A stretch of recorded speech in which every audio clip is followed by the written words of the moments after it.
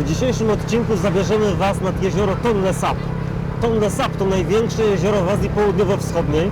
Pokażemy Wam, jak wygląda typowa wycieczka, jaką możecie zorganizować sobie, a właściwie każdy hotel zorganizuje dla Was.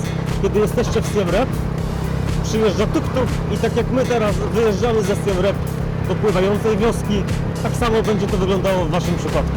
A ja dodam, że tuk-tuk jest w wersji luksusowej, wersji kabrioletowej.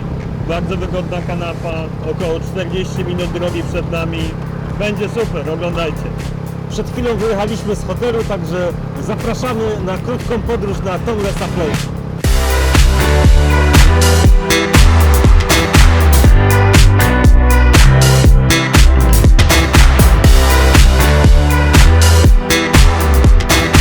Dojechaliśmy do wioski Kampong Pluk, czyli przystani na Morzynowej, tak to można przetłumaczyć.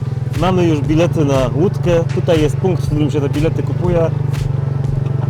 I teraz wjeżdżamy do wioski za chwilę, która przez pół roku jest zalana, a przez pół roku można normalnie jeździć po gruncie.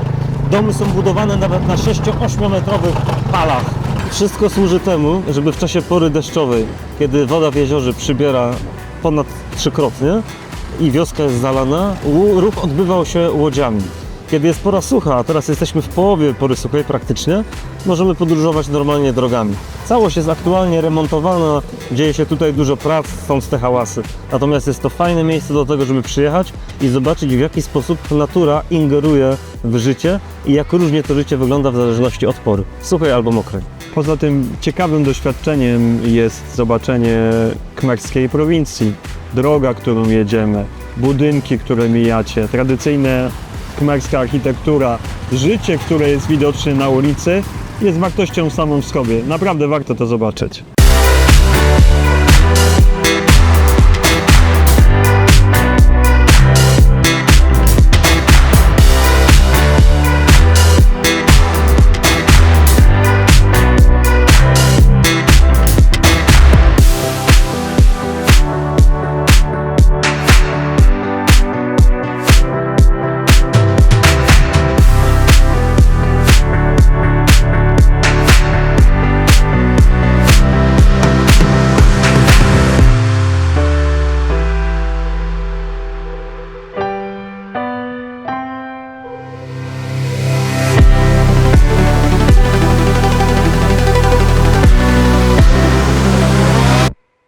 Dopłynęliśmy do jeziora Tonle Sap, przepłynęliśmy przez całą wioskę Kampong Plum i patrzymy teraz na zachód słońca.